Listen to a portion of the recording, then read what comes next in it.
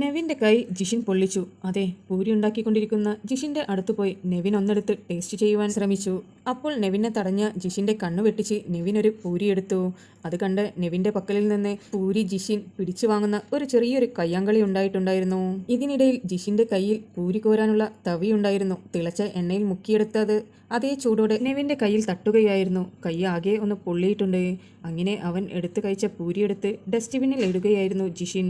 നെവിന് അത് വളരെ വിഷമമായി. നെവിൻ അക്ബറിനോട് വിഷമം പറഞ്ഞു. അയാൾ ഉണ്ടാക്കിയ ഫുഡ് ഞാൻ കഴിക്കില്ല. എനിക്കിനി ഒന്നും വേണ്ട.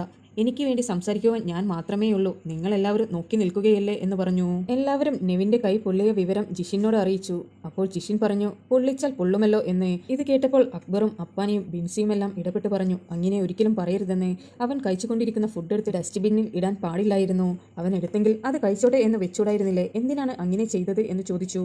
അങ്ങനെ കുറച്ചു നേരം എല്ലാവരും ചേർന്ന് ഒരു ചെറിയൊരു വഴക്ക് കിച്ചണിൽ നടന്നിട്ടുണ്ടായിരുന്നു. എന്തായാലും നെവിൻ്റെ കൈ പൊള്ളിയിട്ട് ബബിൾസ് എല്ലാം വന്നിട്ടുണ്ട്. നെവിൻ വളരെ വിഷമത്തിലാണ്. എല്ലാവരും ചേർന്ന് അവനെ സമാധാനിപ്പിക്കുവാൻ വേണ്ടി ട്രൈ ചെയ്യുന്നുണ്ട്. നിങ്ങൾക്ക് ബിബിയുടെ അപ്ഡേറ്റ്സ് അറിയുവാൻ താല്പര്യമുണ്ടെങ്കിൽ എൻ്റെ ചാനൽ സബ്സ്ക്രൈബ് ചെയ്ത് സപ്പോർട്ട് ചെയ്യുക.